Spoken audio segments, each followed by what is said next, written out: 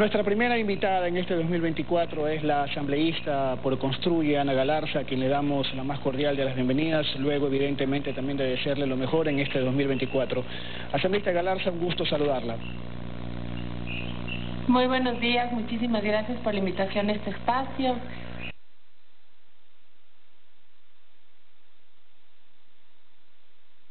A todas las personas que están acompañando en esta mañana.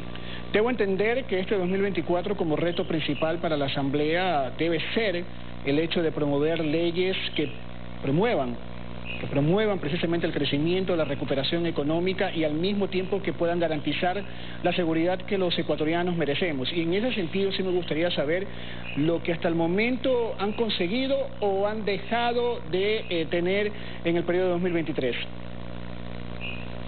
Bueno, en el periodo 2023 hay que tomar en cuenta que fue un poquito más de un mes y sin embargo de ello pudimos lograr temas muy interesantes, como por ejemplo aprobamos que las Fuerzas Armadas puedan unirse a la Policía Nacional para que combatan el tema de la inseguridad. Eso lo hizo esta Asamblea Nacional prácticamente de manera unánime. Ahora solamente falta que el Ejecutivo pueda aplicar esta aprobación de la Asamblea Nacional y que podamos ver las calles, sobre todo los sectores más peligrosos, militarizados en conjunto con la Policía Nacional. Recordemos, por ejemplo, que las Fuerzas Armadas son aquellas que controlan la tenencia y el control de las armas. Entonces se entiende que si tenemos ya las Fuerzas Armadas con la aprobación de la Asamblea Nacional en las calles, las bandas delictivas no tendrían por qué estar armadas. Pero asambleísta, si fuera por un tema, tener un mayor control. Asambleísta, si fuera por un tema de leyes, el Ecuador estaría muy bien en todo sentido, pero lo que más tenemos acá son marcos legales. Entonces no es un tema de leyes, es un tema que pasa también por la decisión y de repente también por construir un entorno adecuado que le permita al Ecuador combatir este tipo de problemas de manera más decidida. Bueno, sí tenemos muchas leyes. Hay leyes que tienen que ser mejoradas porque la situación del país va cambiando y en ese sentido las leyes también tienen que ir cambiando, tienen que seguir adaptándose conforme a la situación del Ecuador.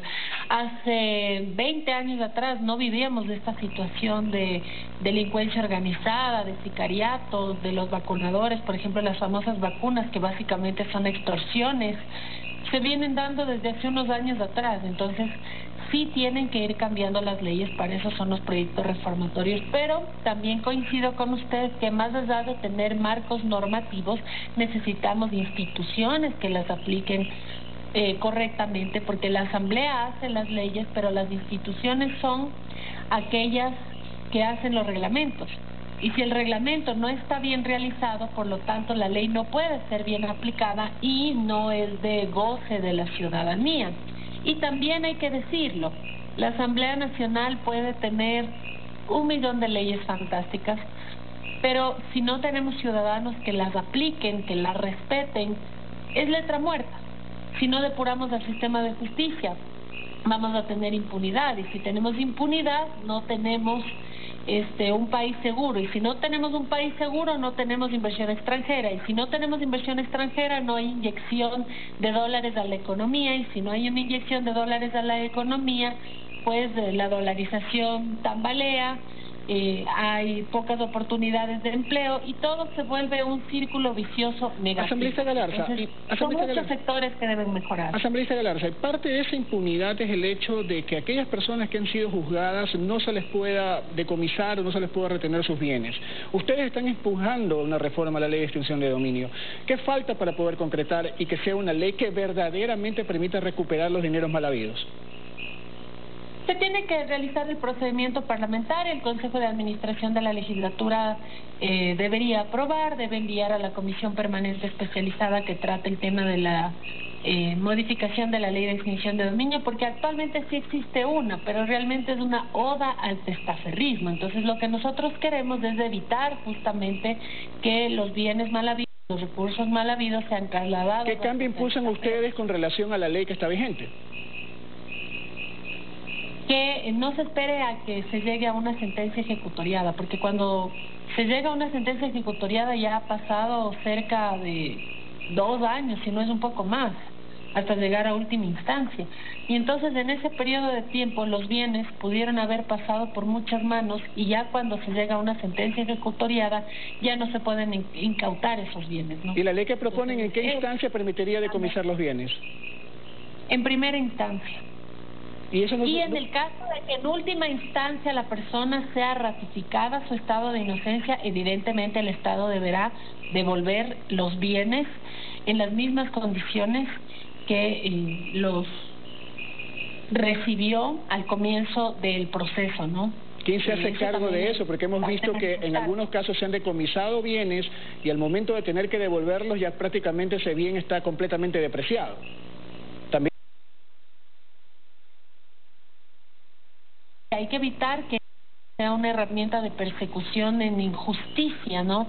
Porque la verdadera justicia es aquella que no admite inocentes perseguidos, pero tampoco culpables libres. Entonces, esta no es una ley para que sea utilizada como una herramienta de venganza, de destrucción a personas inocentes, no. Esta es una herramienta que nos permite dar un golpe a la delincuencia, ¿no es cierto?, y que tenemos que cambiar justamente el marco jurídico para que los bienes no sean dañados, no sean depreciados, no sean afectados, de tal manera que si es que en el caso de que se demuestre o se mantenga el estado de inocencia de la persona a la que se le retuvieron los bienes, se le devuelvan en las mismas condiciones.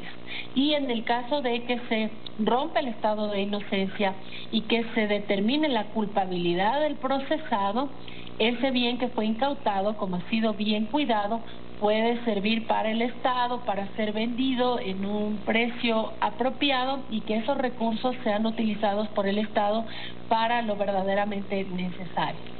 Asambleísta, otro de los temas que ustedes han impulsado con mucha fuerza es la investigación que en la Asamblea se puede hacer con respecto al asesinato del ex candidato presidencial Fernando Villavicencio, figura indiscutible evidentemente de su movimiento político. ¿Qué acciones en concreto hasta ahora nos puede comentar que en la Asamblea Nacional se hayan ejecutado?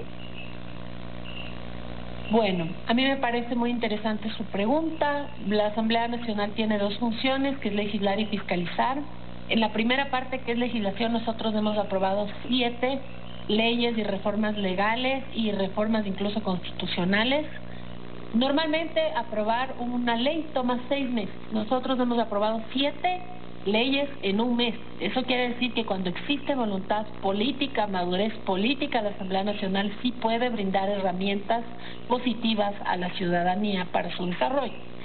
En el segundo plano, que va en concordancia con su pregunta sobre la investigación de Fernando Villavicencio, que es la fiscalización, la Asamblea, el Pleno, aprobó de manera unánime que se cree una comisión ocasional que impulse la investigación del asesinato de Fernando Villavicencio, es decir, que fiscalice básicamente a Fiscalía General del Estado, incluso que pueda solicitar o impulsar a que la Fiscalía pueda realizar ciertos impulsos dentro de la investigación. A mí me parece muy interesante que la Fiscalía pueda encontrar indicios sobre quiénes habrían sido los autores intelectuales del asesinato de Fernando Villavicencio en los chats de los celulares de Leandro Norero. Leandro Norero, que fue un narcotraficante, que era alias del patrón, que supuestamente está muerto, tenía 15 celulares y en esos 15 celulares él mantenía conversaciones con muchas personas, y con esas personas con las que mantenía conversaciones hay algunas que incluso dicen que van a hacer, entre comillas, una vaca, una recolección de dinero para pagar sicarios de asesinar a Fernando Villavicencio. Eso dicen los chats. Entonces, lo importante sería que Fiscalía General del Estado, a partir de la información que se desprende de los chats de Leandro Norero, pueda ratificar una teoría de caso o descartar una teoría de caso, pero aquí lo importante es que no solamente el asesinato de Fernando Villavicencio pueda darle la verdad al país, a sus familiares, sino que también no quede en impunidad, porque ¿qué es lo que pasa? Casos tan importantes como estos se quedan en la impunidad y eso lo único que hace es fomentar los índices de sicariato en el país, porque lo que dicen los delincuentes es: el día de mañana contratas un sicario y la justicia nunca va a encontrar quién fue el responsable, entonces no pasa nada y no tiene que ser así, se tiene que determinar la verdad. Y ojalá esa verdad llegue lo más pronto posible y se castigue con todo el peso de la ley a los culpables. Muchísimas gracias por haber compartido la primera entrevista del programa de noticias de la mañana en este 2024, deseándole efectivamente de que este año al fin la Asamblea pueda estar a la altura de lo que el Ecuador necesita. Muchísimas gracias por sus buenos deseos. Ese también es mi anhelo, que la Asamblea Nacional como institución pueda fortalecerse y que podamos ser una herramienta de gobernabilidad para la autoridad principal de nuestro país, que es el presidente, y que también podamos entregar herramientas de uso y goce de la ciudadanía para que el Ecuador pueda avanzar hacia un país más próspero y un país más seguro. Que tengan un excelente año 2024 para ustedes, para sus familias, y de mi parte un abrazo muy grande. Estamos siempre a las órdenes desde la bancada de Construye Lista 25. Gracias, fue la asambleísta Ana Galarza, efectivamente, de este movimiento Construye. Son las 7 de la mañana con 38 minutos. Vamos a una pausa, regresamos con más en Telegrama Noticias, primera emisión.